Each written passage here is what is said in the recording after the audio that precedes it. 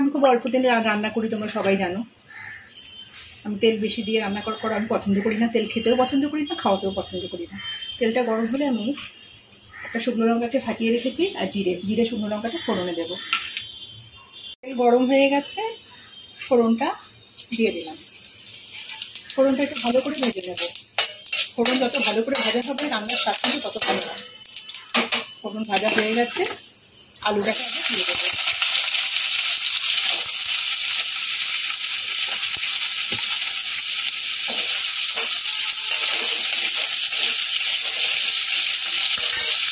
এখন এর মধ্যে লবণটা দিয়ে দেবো।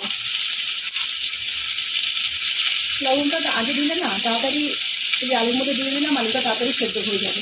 যেহেতু অল্প তেল, আমি যদি বেশি তেল নিতাম তেলের মধ্যে ভালো করে আলুটাকে ভেজে মুড়িয়ে নিতাম, তাহলে পরে লবণ দিলাম। আমি একটুখানি নেড়ে নেবো।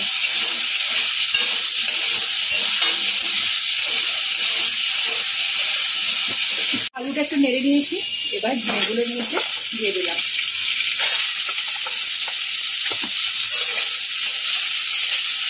এই রেসিপিটা কিন্তু মানে ঘটিটা যারা ঘটি বাড়িতে কিন্তু লঙ্কার গুঁড়ো ব্যবহারটা কিন্তু একদমই হয় না, সে কারণে ওই জন্য আমি কাঁচা লঙ্কা বেটে দিলাম ওর মধ্যে, পোস্তর মধ্যে।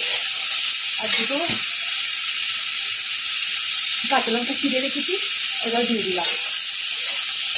আর কাঁচা লঙ্কাগুলো কীরকম ঝাল আমি জানি না, আজকেই বাজার থেকে নিয়ে আসা হয়েছে, তাই দুটো রেখেছি। বেশি ঝাল হলে আবার খাওয়া যাবে না, আমার মেয়ে খেতে পারবে না।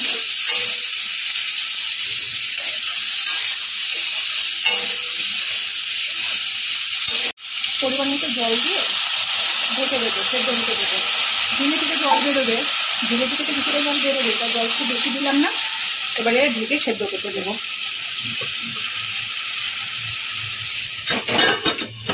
সেদ্ধ হয়ে গেল, খুলে দেখি আলুটা সেদ্ধ হয়েছে নাকি। ঝিঙে তো সেদ্ধ হয়ে যাবে, হ্যাঁ আলুও সেদ্ধ হয়ে গেছে।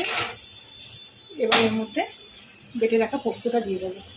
পোস্ত একটু বেশি দিলে না খেতে খুব ভালো লাগে, আর আমি তো ঘটি বাড়ির মেয়ে, আমি তো পোস্ত খেতে ভালোই বাসি। এবার এটাকে ভালো করে ফোটাবো, ফুটিয়ে শুকনো শুকনো করবো, আর ঝোল ঝোল পোস্ত ভালো লাগে না। তো প্রায় আমার হয়ে এসেছে, একটু নেড়ে চেড়ে নিয়ে আমি নামিয়ে দেবো। ঘটিটা কিন্তু পোস্ততে না হলুদ খায় না, হলুদ দেয় না, তাই আমি হলুদ দিইনি, পোস্তটা সাদা সাদা। আর এই পোস্তটাতে আরেকটু ঝিঙে দিলে কিন্তু আরেকটু ভালো লাগতো, কিন্তু আমার মেয়ে ঝিঙে খায় না, ওকে বেছে বেছে আলুগুলো তুলে দিতে হবে, সে কারণে বেশি ঝিঙে দিলে অসুবিধা, তাই আমি ঝিঙেটা দুটো আলু দিয়েছি। একটু নেড়ে চেড়ে নিচ্ছি, একটু শুকনো শুকনো করে নিচ্ছি। পোস্ত কিন্তু আমাদের হয়ে এসছে, ঘটি বাড়ির ঝিঙে আলু পোস্ত আমাদের রেডি। রেসিপিটা কেমন লাগলো অবশ্যই কমেন্টে জানাবে। রেসিপিটা ভালো লেগে থাকলে কিন্তু একটা লাইক দেবে। যে সমস্ত বন্ধুরা এখনো চ্যানেলটাকে সাবস্ক্রাইব করো, তারা কিন্তু অবশ্যই চ্যানেলটাকে সাবস্ক্রাইব করবে।